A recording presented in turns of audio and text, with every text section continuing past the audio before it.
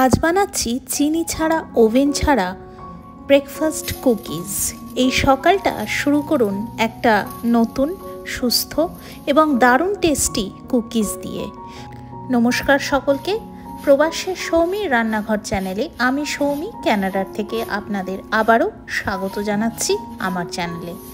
আজকে চিনি ছাড়া ওভেন ছাড়া এই যে আমি ব্রেকফাস্ট কুকিজটা বানাবো, এটা আজকে আমি রোলড ওটস দিয়ে বানাচ্ছি।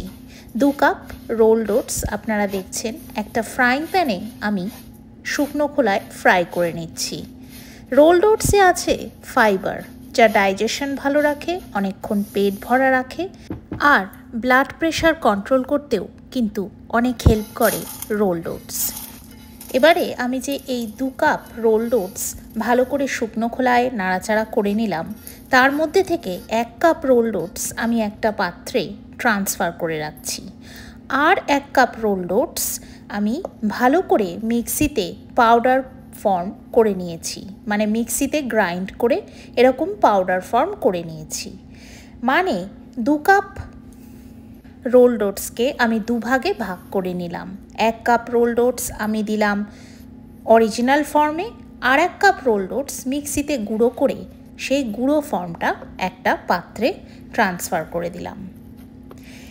এরপরে আমি 2টো বেশ বড় সাইজের কলা, ভালো পেকে যাওয়া কলা ছাড়িয়ে নিয়ে ভালো করে ম্যাশ করে নিচ্ছি।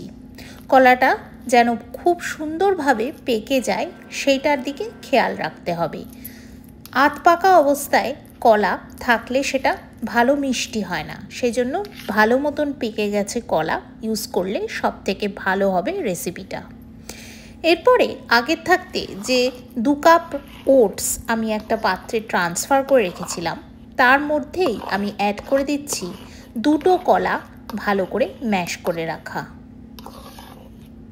কলা হলো ন্যাচারাল সুইটেনার, যা এনার্জি দেয় ন্যাচারালি, আর আছে পটাশিয়াম, যা হিটের জন্য দারুণ ভালো। এরপরে কলাটা অ্যাড করার পরে ভালো করে আমি 2 কাপ ওটসের সাথে 2টো ম্যাশড ব্যানানা বা 2টো ম্যাশ করা কলা সুন্দরভাবে মিক্স করে নিচ্ছি।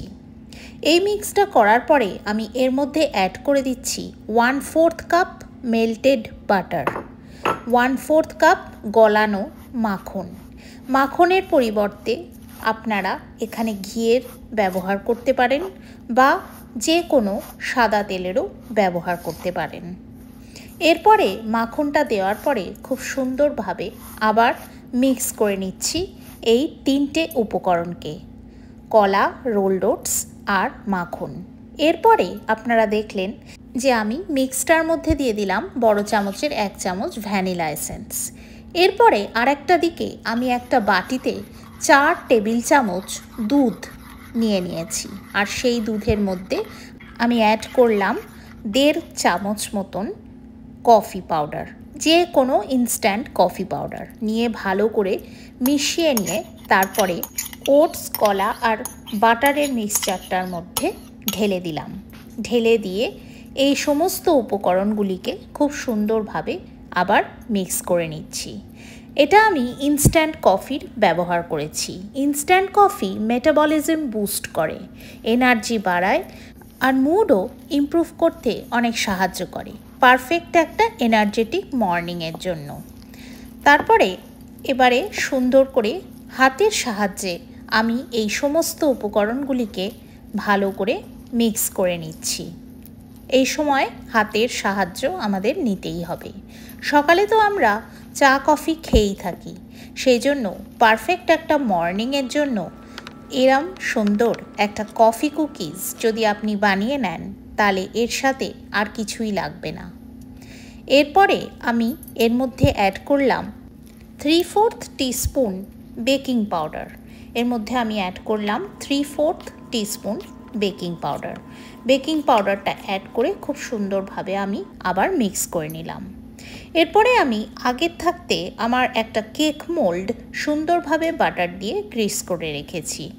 তারপরে গ্রিস করে এই মিক্সচারটা এই রকম একটু একটু করে এই পাত্রের মধ্যে আমি সাজিয়ে নিচ্ছি।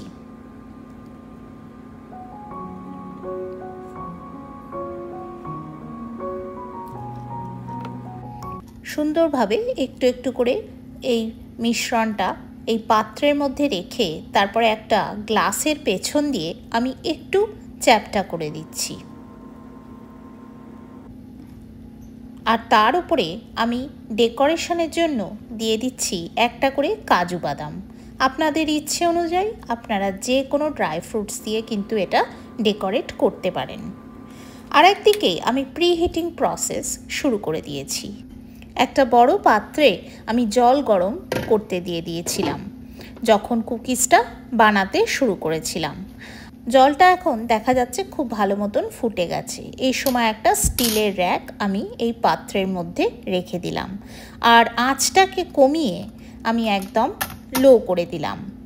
আর তারপরে যে সুন্দরভাবে আমি কুকিজগুলো এই কেক মোল্ডের মধ্যে সাজিয়ে রেখেছিলাম সেইটা আমি এর মধ্যে খুব সাবধানে রেখে দিলাম। রেখে দিয়ে ভালো করে ঢাকনা দিয়ে দিলাম। আর ঢাকনার উপরে দেখা যাচ্ছে একটা ওপেন স্পেস আছে, সেটা আমি একটা অ্যালুমিনিয়াম ফয়েল দিয়ে ভালো করে কভার করে দিলাম যাতে কোনো রকম কোনো বাষ্প এখান থেকে রিলিজ না হতে পারে।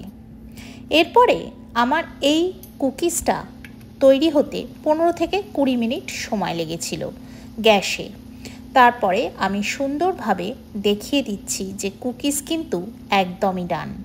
খুব ময়েশ্চারাইজড আর ভীষণ সুন্দর একটা চিউই টেক্সচার, কলার জন্য জিনিসটা একটা দারুণ টেক্সচার হয়ে গেছিলো। এরপরে আবারও স্ট্যান্ডিং টাইম দিয়ে ঠান্ডা করে নিয়ে আমি কুকিজগুলোকে খুব সুন্দরভাবে কিন্তু প্লেটিং করে দিচ্ছি। আর আমি একটু বেশি করেই তৈরি করে রেখেছিলাম এই কুকিজটা, সেই জন্যে আমি আপনাদেরকে দেখানোর জন্য বেশ কয়েকটা কুকিজ আমি যেরকম আপনারা দেখলেন যে গ্যাসে বানালাম সেরকমই বেশ কয়েকটা কুকিজ কিন্তু ওভেনেও বানিয়ে নিয়েছিলাম। আর ওভেনে যে কুকিজগুলো বানিয়েছিলাম তার থেকে কিন্তু আমার মনে হয়েছে গ্যাসের বানানো কুকিজগুলো আরও অনেক বেশি সুন্দর টেক্সচার হয়েছে, আরও অনেক সুন্দর খেতেও হয়েছিল। আমি আপনাদেরকে দেখিয়ে দিচ্ছি যে ওভেনে বানানো কুকিজগুলোর সাথে গ্যাসে বানানো কুকিজগুলোর কী ডিফারেন্স হয়েছে। এবারে এইগুলো হচ্ছে ওভেনে বানানো কুকিজ, সেগুলোও কিন্তু আমি খুব সুন্দরভাবে সাজিয়ে নিচ্ছি। আর এই কুকিজটা কিন্তু দেখুন একদমই সেম দেখতে হয়েছে, কিন্তু ঠিক 12 থেকে 15 মিনিটের মধ্যে রেডি হয়ে গেছিল। তবে যেরকম একটা গ্লসি লুকস এসছে যেটা আমি গ্যাসে বানানো কুকিজগুলোর, কিন্তু যেটা আমি ওভেনে বানিয়েছি ওটা কিন্তু একটু ড্রাই লুকস এসছে উপর থেকে। আর গ্যাসে বানানো কুকিজগুলো হালকা একটু বেশি dark colour compare to the cookies made in the oven. অপূর্ব খেতে হয়েছিল, ভীষণ সুন্দর টেক্সচার, দুটোই আলাদা কিন্তু দুটোই কিন্তু একদম অভিনব। আপনারাও কিন্তু অবশ্যই এই রেসিপিটা বাড়িতে একবার ট্রাই করবেন। গিল্ট ফ্রিলি যদি আপনারা এই রকম রেসিপি আরও দেখতে চান তাহলে আমার চ্যানেলটা সাবস্ক্রাইব করে নেবেন যদি আজকে আমার নতুন বন্ধু। এই দেখুন, এই যে আমি আপনাদেরকে দেখাচ্ছি যেটা, এটা কিন্তু ওভেনে বানানো কুকিজ। এবারে আমি আপনাদেরকে গ্যাসে বানানো কুকিজ একটা ভালো করে ভেঙে দেখিয়ে দেব, আর সঙ্গে কিন্তু আমি ওভেনে বানানো কুকিজটাও সুন্দরভাবে আপনাদেরকে ভেঙে দেখিয়ে দেব। এই দেখুন, যেটা গ্লসি আর একটু কালচে মতন সেটা কিন্তু গ্যাসে বানানো, আর এইটা যেটা একটু ড্রাই লুকস আর ব্রাউন সেটা কিন্তু বানানো আমার ওভেনে। আমি দুটোকে আলাদা রকম বাদাম দিয়ে সাজিয়েছি যাতে বোঝা যায়। আর দেখুন পেছনটা কিন্তু কি সুন্দর বেক হয়েছে, বোঝাই যাচ্ছে যে দারুণ সুন্দর বেক হয়েছে গ্যাসে বানানোটা। আর ওভেনে বানানোটাও কিন্তু খুব সুন্দর বেক হয়েছে। তো সুতরাং ডিফারেন্স কিন্তু খুব বেশি নেই, শুধু লুকসে একটু ডিফারেন্ট। দুটোই কিন্তু একদম অপূর্ব অসাধারণ খেতে হয়েছে আর একদম কিন্তু ইউনিক রেসিপি। এইবারে দেখুন আমি গ্যাসে বানানো যে কফি বানানা কুকিজটা সেটা হাতে তুলে নিলাম। তুলে নিয়ে তারপরে এবারে আপনাদেরকে এটা ভেঙে নিয়ে দেখাচ্ছি কি সুন্দর দেখুন চিউই একটা দারুণ টেক্সচার তৈরি হয়েছে, পারফেক্টলি বেকড, একদম মুখে দিলেই মিলিয়ে যাবে। দারুণ একটা ব্যানানা ফ্লেভার, সঙ্গে একটা কফির একটা দারুণ সুন্দর গন্ধ, দুটো মিশিয়ে অসাধারণ কুকিজ।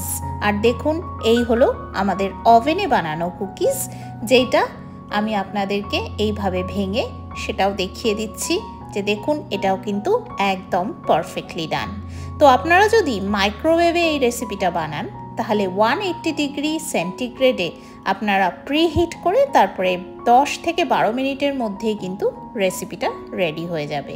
তো আজকের ভিডিওটা বন্ধুরা কেমন লাগলো সেটা কমেন্ট করে জানাতে অবশ্যই ভুলবেন না।